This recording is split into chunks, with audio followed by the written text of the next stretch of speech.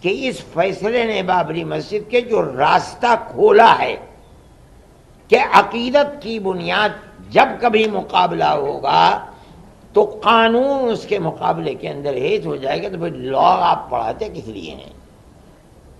لائبریریوں کے اندر آپ کے ہزاروں کتابیں کس لیے رکھی ہوئی ہیں؟ ان کو آگ لگا دیجئے۔ آپ جو چادر مجھ سے چھیننا چاہ رہے ہیں میری مسجد ہے۔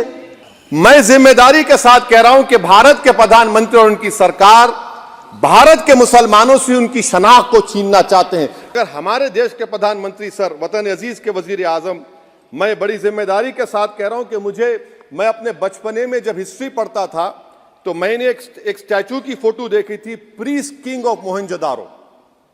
ایسا لگتا ہے کہ ویسا ہی لگ رہا ہے کہ پردھان منتری نہیں ہے بلکہ پجاری سمراٹ بن چکے ہیں وہ۔ اور میں کیوں کہہ رہا ہوں کہ ہمارے صدر جمہوریہ نے کہا تھا کہ 22 جنوری ایک تاریخی دن ہے، بالکل تاریخی دن ہے۔ 22 جنوری کی بنیاد 6 دسمبر 92 کو رکھی گئی۔ 22 جنوری کی بنیاد 86 میں تالے کھول کر رکھی گئی۔ 22 جنوری کی بنیاد جی بی پنت نے رکھی تھی، اسی لیے تاریخی دن ہے۔ اور تاریخی دن اس لیے بھی ہے کہ سر اسی ایوان میں 16 دسمبر 1992 کو ہم نے ایک ریزولوشن پاس کیا تھا۔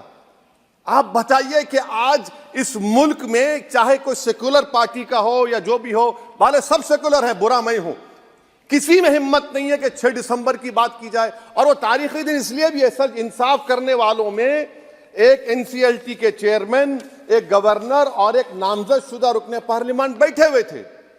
اب آپ بتائیے میرے پاس بچا کیا ہے؟ بچا یہ ہے کہ آرٹیکل 32 بچا ہے جس کو بابا صاحب امبیڈکر نے دیا۔ آج ملک کے 17 کروڑ مسلمان بھارت کے وزیر اعظم پر اعتماد بھروسہ نہیں کرتے، بالکل نہیں کرتے، بتا رہا ہوں، کھل کے کہہ رہا ہوں۔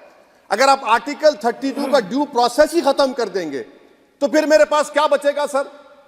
کیا بچے گا؟ میں تو یہاں کھڑے ہو کر وہ سپریم کورٹ کے مایہ ناز بے باک وکیل دشن دیوے کی طرح تو نہیں کہہ سکتا۔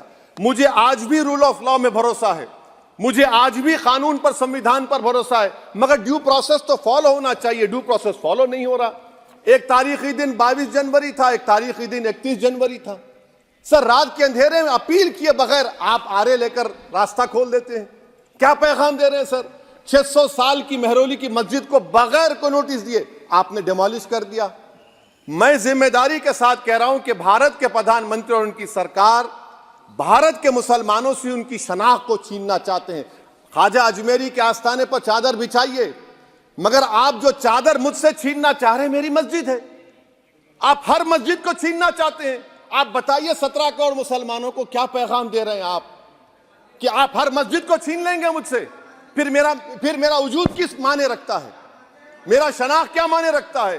رول آف لا کیا معنی؟ اچھا 1991 کے پلیسز آف ورشپ ایکٹ پر کیوں نہیں بولتے آپ لوگ؟ آپ اس پہ قائم ہے ہی نہیں ہے۔ آپ 500 سال کی بات کرتے، میں آپ سے کہتا ہوں بھائی 500 سال پہ مت جائیے، بودھ پہ جائیے، جینزم پہ جائیے، شیوزم پہ جائیے، کہاں رکیں گے؟ ارے اس دیش کو آزادی ملی 47 میں، سمویدھان ملا ہم کو بابا صاحب امبیڈکر کا، برابری کا۔ اس سے پہلے تو راجہ رجواڑے تھے، جمہوریت نہیں تھی، لوک تنتر نہیں تھا، مگر آپ اس کو اس بارے میں لے کے جاتے ہیں۔ ارے 500 سال آگے کیا ہوگا بتائیے؟ آپ کسی ایک سیولائزیشن، سر انگریزی میں کسی نے کہا تھا civilization cannot be rewritten by hatred, history cannot be corrected by demolition۔ آپ یہ نہیں کر سکتے۔ اور میں امید کرتا ہوں کہ جب مورخ تاریخ لکھے گا، نریندر مودی اس ملک میں تاریخ لکھنا چاہتے ہیں۔ کیا تاریخ لکھنا چاہتے ہیں؟ کہ میں نے اس دیش کو، گاندھی امبیڈکر کے دیش کو میں نے ہندو راشٹر بنا دیا۔ اور ہم پوری قوت کے ساتھ جو بہتر سے بہتر وکیل تھے ان کو سامنے لا کر ہم نے اپنے دعوے کو پیش کیا، اور ہم بار بار یہ بات کہتے تھے کہ ثبوت اور شواہد کی بنیاد کے اوپر، یعنی قانونی دلائل کی بنیاد پر جو فیصلہ سپریم کورٹ کا ہوگا ہم اسے قبول کریں گے۔ سپریم کورٹ کا ایک فیصلہ کہ مسجد اپنی جگہ ہے، کسی مندر کو توڑ کر نہیں بنائی گئی، یعنی جہاں بابری مسجد ہے وہ رام جنم بھومی نہیں ہے، یہ فیصلہ کورٹ نے دے دیا۔ سپریم کورٹ میں یہ دلیل تھی، سروے ہوا تھا، سروے سے ثابت ہوا کہ یہاں کوئی دوسری عمارت نہیں تھی۔ لیکن ایک دوسرا فیصلہ کہ ہم یہ مسجد اکھاڑے کو دیتے ہیں، اس کی کوئی دلیل، کوئی ثبوت، کوئی شواہد نہیں ہے۔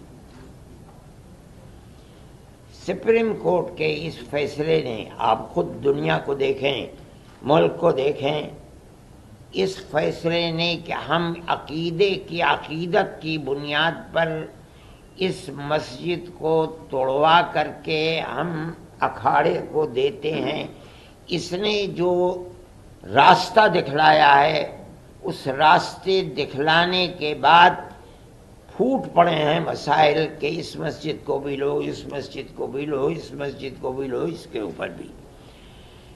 اس کا مطلب ہے کہ قانون کے راستے کے اوپر چلنا جو کورٹ کا امتیاز تھا، صرف بابری مسجد کے فیصلے نے ایک راستہ دکھلایا کہ نہیں، ان تمام قوانین اور قواعد کی لائبریریوں کو، ان کی کتابوں کو آگ لگاؤ، کوئی چیز نہیں ہے۔ فیصلے مذہب کے اندر جو بھی ہوں گے وہ عقیدے کی بنیاد کے اوپر ہوں گے، عقیدت مندی کی بنیاد پر ہوں گے، تو ملک کیسے چلے گا؟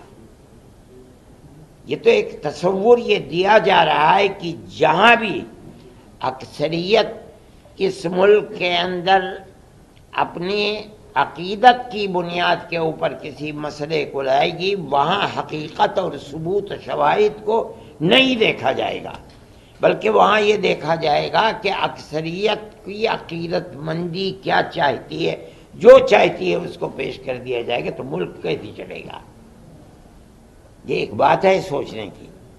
ہم صرف اتنی ہی بات کہنا چاہتے ہیں کہ اگر روش یہی چلے گی تو چاہے وہ کسی بھی اقلیت کا فرد ہو، چاہے وہ سکھ ہو، چاہے وہ جین ہو، چاہے وہ مسلمان ہو، چاہے وہ عیسائی ہو، کسی مسئلے کے اندر اس کو فیصلہ نہیں ملے گا۔ اگر مقابلے کے اندر تناؤ ہے اور اس کے اندر عقیدت اکثریت کی اس کے اندر دخل رکھتی ہے، تو اس کے اندر، اس کے مقابلے کے اندر قانون بیکار اور بے اثر ہو جائے گا۔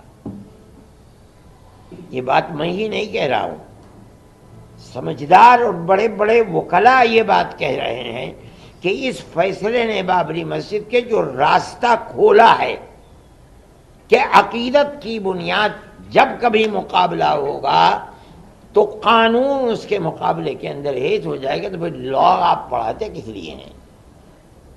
لائبریریوں کے اندر آپ کے ہزاروں کتابیں کس لیے رکھی ہوئی ہیں؟ ان کو آگ لگا دیجئے۔